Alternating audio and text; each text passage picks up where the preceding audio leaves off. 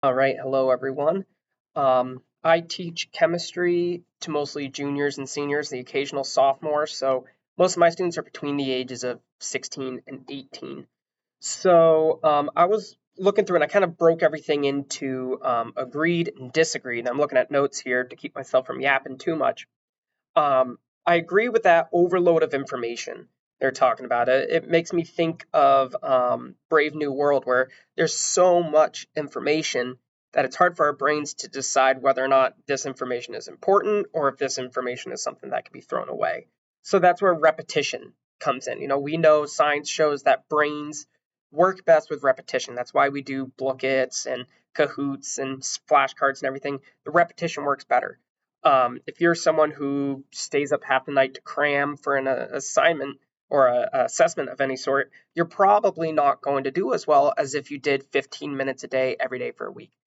So that's something in my classroom. We always start off with like a 5 minute booklet assignment where it's just 100% about that repetition. Getting them used to seeing these words, getting them used to using these words.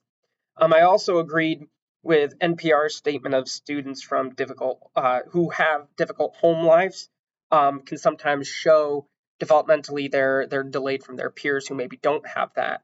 I see that right here at Coney. We have a big multilingual learner population from all over, from Syria, from Iran, Iraq, Afghanistan, and some of these kids have seen some pretty horrific stuff in their developmental or in their early life. So you can see it in them now.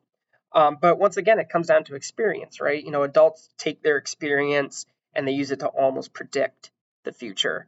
And a disagreement that I have, big one that I have with Susie, is the no such thing as multitasking. I mean, tell me you're neurotypical without telling me you're neurotypical, right? Um, you know, I think that if you're dealing with students who have a shortened attention span or maybe more hyperactive, this hindrance to the productivity that they're talking about in that could be necessary stimulation needed in order to keep them on. They talk about a working memory of only 3 to 4 things. Well, for better or worse, I think social media has kind of made it so that kids are more used to using their working memory for that. Artificial creation of peaks through multiple changing things in the classroom, that's a novel activity that can create those peaks so you don't have that kind of middle lull. But you have to be predictable with it, right? There's a predictability to the novelty. So in my class, for example, we might change what we're doing 2 or 3 times, but it's always about the same thing, and we always do similar things. So it is very traditional. I'd love to talk about this more in the comments, but I'm getting to my 3 minutes, so that's it.